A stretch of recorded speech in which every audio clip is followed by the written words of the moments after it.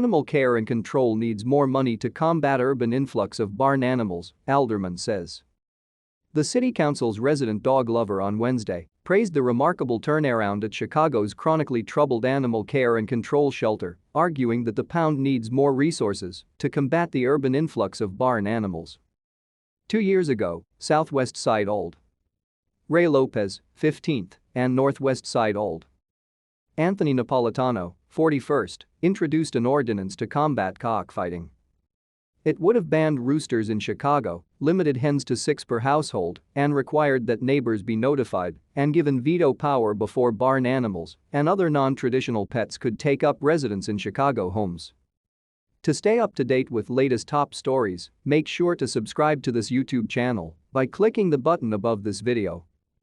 The ordinance is languishing in committee, and the problem has only gotten worse, Lopez said. With Animal Care and Control Executive Director Mamadou Diakate on the hot seat at council budget hearings, Lopez argued the $7.1 million a year animal control budget is not caught up to and is not funded to accommodate the new realities in Chicago neighborhoods. That includes the dramatic expansion of the non-traditional pet or animal on a city lot in a city neighborhood, as Lopez referred to it. You not only famously dealt with alligators a couple of years ago. We're seeing horses in people's backyards. We're seeing livestock pigs in people's backyards. We've had situations where people have had 100 roosters and chickens in a garage, Lopez said. This is not the exception anymore. It's becoming the rule more and more. Those animals, once you seize them, once you're in control of them, it's very costly to you. Feeding a pig is not like feeding a dog. One of the things that we need to look at is making sure that you are well funded to address those animals when we have them. Because we simply cannot assume that a rescue is gonna take them. I remember when those 2 big pigs were there. It was almost $50 a day to feed them. Not in your budget.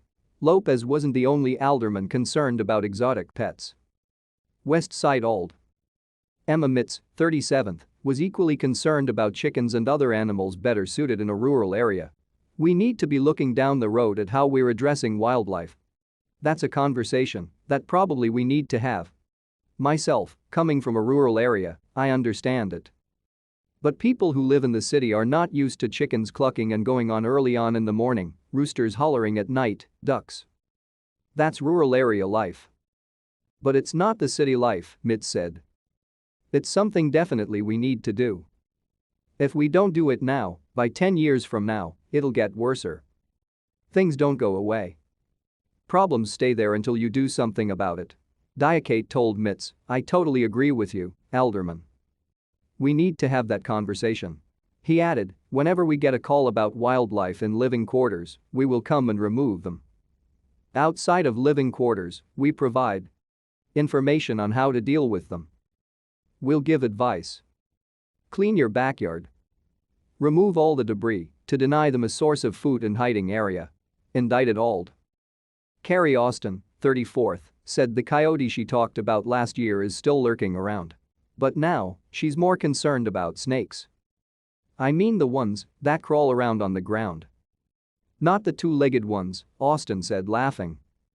Turning serious, Austin asked what Diakate would to do about snakes. Snakes, just like many other wildlife, use debris that's in people's backyards and hiding places. Make those yards clean.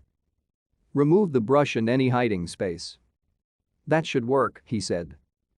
When Austin countered that the snake is in an area where brush and other hiding places are not easily removed, Diakate said, that looks like the issue that we see in a lot of parts of the city.